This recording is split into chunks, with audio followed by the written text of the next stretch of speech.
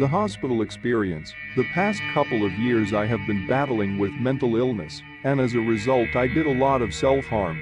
And even got to the point where I swallowed pills to kill myself a couple of times, but this is irrelevant, due to the couple of times I overdosed. My parents brought me to the hospital where after being tortured with lots of IVs and medical attention for a couple of days, I was sent to what was basically a mental institution, for the record. This was nothing like you see in movies, but some of the stories I heard from the other teenagers that were in there were. Before I start, I want to remind everyone that these are not any of my stories, and I am retelling what was talked about when we had group therapy, and what they said during the times we had breaks. Names and details have been changed for privacy. Sorry if there are any grammar errors, I am a terrible writer.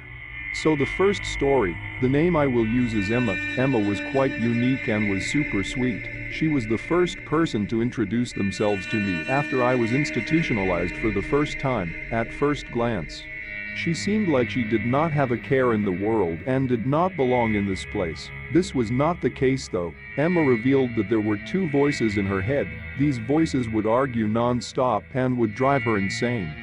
They would force her to make decisions that she did not want to make. Sleeping was the impossible, due to how loud the two of them were. She told me that one of the voices was her friend who had killed himself previously. These voices would also tell her evil things such as to self-harm, kill herself, kill other people, and so on. When she was put on medication to stop them, it only made them more angry and made everything worse. They would tell her things like she was not worth it, no one loves her, and she should just die. It was horrible, and hearing the things the doctors would tell her to do to cope made me want to cry for her. Doctors can be fucking assholes, especially doctors that work with mental illness. Please never try to put yourself in one of these mental facilities. They are horrible, and it's not a game. These things are very real, but hey, Emma told me that the voices in her head liked me, haha. That's not funny, I'm sorry. I said I had share a lot of stories, but as I am writing this I feel guilty for posting they are stories. If people enjoy this I had consider sharing more, but for now I will only share one more. This one was very scary. I will call this girl Callie. Callie was a very hard ass at first glance, and honestly for the first day I was scared of her, even though she was a skinny blonde-haired girl, but her story gives her an excuse to be scary. Apparently what went down was she was in her home with her mother, father, and little brother.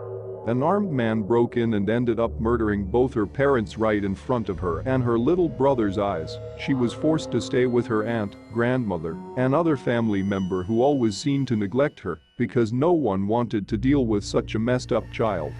When she was living with her uncle, he physically and sexually abused her. For Callie to be able to trust anyone was impossible. Her pastor ended up stepping in and started to help take care of her.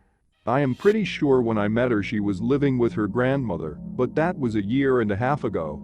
This experience was life-changing for me because I have never been exposed to such evils of life. It opened up my eyes and changed me. I am so much more of an accepting person now, and it taught me to never judge a person, because you do not know anything that is going on in their life.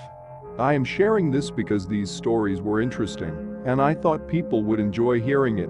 I also wanted to share this to just say mental illness is very real, and not a joke. If does get shared, I had like to thank unit number 522 for narrating it.